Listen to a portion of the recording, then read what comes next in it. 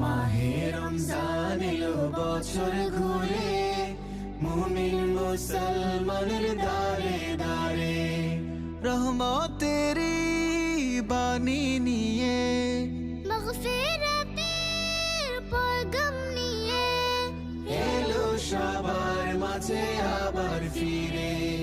মাহে রমজান এলো বছর ঘুরে, মুমিন মুসলমানের দারে দারে মাহে রমজান এলো বছর ঘুরে, মুমিন মুসলমানের দারে দারে।